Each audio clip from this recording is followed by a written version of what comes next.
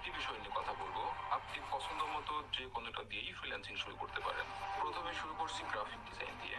আমরা যখন বিভিন্ন প্রতিষ্ঠানে কর্মরত ব্যক্তিদের সাথে যোগাযোগ করতে চাই, তারা তাদের সাথে যোগাযোগ করার জন্য এমন একটি কার্ড দিয়ে থাকে, যাকে বলা হয় বিজনেস কার্ড। গ্রাফিক রিভার নামের এই ওয়েবসাইটে বিজনেস কার্ড তৈরি করে আপলোড দিয়ে তা বিক্রি করে কেমন আয় করতে পারেন, চলুন একটা উদাহরণ দেখি। এক ব্যক্তি এই কার্ডটি $6 মূল্যে এখন পর্যন্ত 1906 বার বিক্রি করে আয় করেছেন টাকার অঙ্কে প্রায় 10 লাখ টাকা। চিন্তা করুন, মাত্র একটা কার্ড দিয়ে সে এই পরিমাণ ইনকাম করেছে, যে কার্ডটি তৈরি করতে মাত্র ঘন্টাখানেক সময় লাগে। গ্রাফিক ডিজাইন শিখে বিজনেস কার্ড ছাড়াও শত শত অন্যান্য প্রোডাক্ট যেমন ব্যানার, পোস্টার, লোগো দিয়েও ফ্রিল্যান্সিং করা যায়। এবার কথা বলি ওয়েব ডিজাইন নিয়ে। একটি ওয়েবসাইট তৈরি করে তা দিয়ে বিভিন্ন ভাবে ইনকাম করতে পারেন।